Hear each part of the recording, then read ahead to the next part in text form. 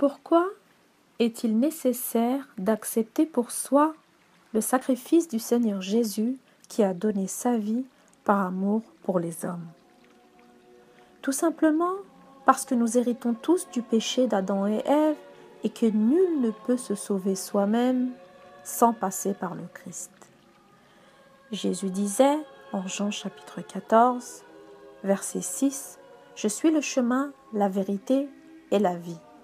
Nul ne vient au Père que par moi. » Cela veut dire que quoi que vous fassiez, même si vous faites votre maximum pour être de bonnes personnes, que vous fassiez 5 fois par jour vos prières, que vous alliez au culte chaque semaine, ou que vous jeûniez, quoi que vous fassiez, vous pécherez quand même, car nul ne peut se sauver lui-même. La nature pécheresse qui est en chacun de nous fera que nous ne pourrons pas nous empêcher de commettre des fautes. Qui n'a jamais menti? Qui n'a jamais injurié? Qui ne s'est jamais mis en colère? Qui n'a jamais calomnié? Qui n'a jamais volé un jour? Et qui n'a jamais éprouvé de la jalousie envers l'autre? Et je ne parle même pas des péchés encore plus graves qui sont une réalité de ce monde. Jésus nous rappelle notre nature pécheresse.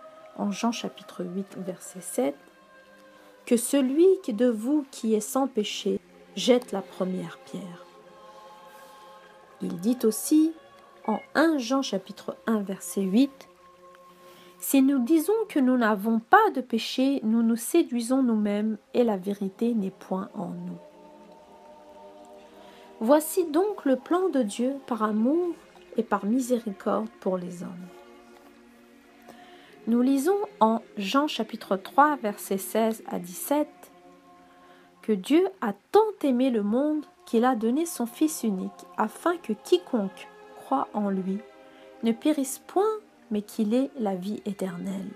Dieu, en effet, n'a pas envoyé son Fils dans le monde pour qu'il juge le monde, mais pour que le monde soit sauvé par lui.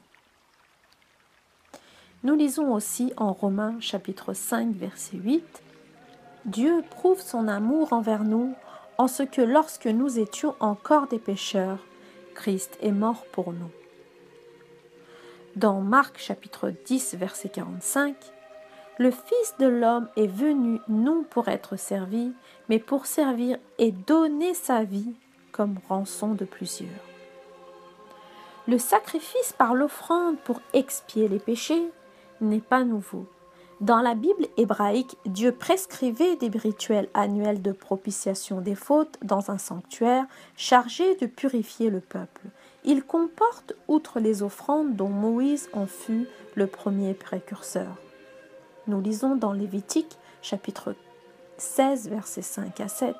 « Voici de quelle manière Aaron entrera dans le sanctuaire. Il prendra un jeune taureau pour le sacrifice d'expiation et un bélier pour l'holocauste. Il recevra de l'assemblée des enfants d'Israël 2 boucs pour le sacrifice d'expiation et un bélier pour l'holocauste. Aaron offrira son taureau expiatoire et il fera l'expiation pour lui et pour sa maison. Il prendra 2 boucs et il les placera devant l'Éternel à l'entrée de la tente d'assignation. » En Exode chapitre 24, versets 4 à 8, nous lisons « Moïse écrivit toutes les paroles de l'Éternel, puis il se leva de bon matin, il bâtit un autel au pied de la montagne et y dressa 12 pierres pour les 12 tribus d'Israël. Il envoya des jeunes hommes, enfants d'Israël, pour offrir à l'Éternel des holocaustes et immoler des taureaux en sacrifice d'action de grâce. Moïse prit la moitié du sang qu'il mit dans des bassins et il répandit l'autre moitié sur l'autel. Il prit le livre de l'Alliance et le lut en présence du peuple. Ils dirent, « Nous ferons tout ce que l'Éternel a dit et nous obéirons. » Moïse prit le sang et le répandit sur le peuple en disant, « Voici le sang de l'Alliance que l'Éternel a faite avec vous selon toutes ses paroles. » Dans la première alliance, il fallait aussi une créature pure et sans tache. Nous lisons dans Lévitique chapitre 17, verset 11, S'il s'agit d'animaux impurs qui ne peuvent être offerts en sacrifice à l'Éternel, il présentera l'animal au sacrificateur. Mais les lois de la Sainte Torah qui comptent 613 commandements, les sacrifices d'animaux et offrandes faites à Dieu ne suffisaient pas à changer le cœur des hommes. Ils n'étaient plus agréés par Dieu, et voici pourquoi. Nous lisons dans Hébreux chapitre 10, versets 3 à 4, « Le souvenir des péchés est renouvelé chaque année par ces sacrifices, car il est impossible que le sang des taureaux et des boucs ôte le péché. » Nous serons sanctifiés uniquement par le sang de Jésus, le Saint des Saints et dernière offrande faite à Dieu, mettant ainsi fin au sacrifice d'animaux. Nous lisons dans Hébreux chapitre 3, versets 10 à 14, « C'est en vertu de cette volonté que nous sommes sanctifiés par l'offrande du corps de Jésus-Christ une fois pour toutes. Et tandis que tout sacrificateur fait chaque jour le service et offre souvent les mêmes sacrifices qui ne peuvent jamais ôter les péchés, lui, après avoir offert un seul sacrifice pour les péchés, s'est assis pour toujours à la droite de Dieu, attendant désormais que ses ennemis soient devenus son marchepied, car par une seule offrande, il a amené à la perfection pour toujours ceux qui sont sanctifiés. » C'est à chacun de nous de décider d'accepter que Jésus ait donné sa vie sur la croix par amour pour nous, lui l'agneau pur et sans tache.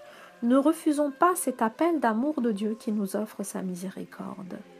Dans Jean chapitre 1, verset 29, Jean avait dit « Voici l'agneau de Dieu qui ôte le péché du monde. » Personne ne peut se sauver lui-même. Nous fouterons, quoi qu'il arrive. Personne n'est parfait. Le Seigneur Jésus nous déclare « Ceci est mon sang, le sang de l'alliance qui va être répandu pour une multitude en rémission des péchés. » Il est dit aussi en 1 Jean chapitre 2 verset 2 « Il, c'est-à-dire Jésus, est lui-même une victime expiatoire pour nos péchés, non seulement pour les nôtres, mais aussi pour ceux du monde entier. » Soyez tous bénis et lavés de vos fautes par le sang pur de Jésus-Christ, notre Seigneur. Amen.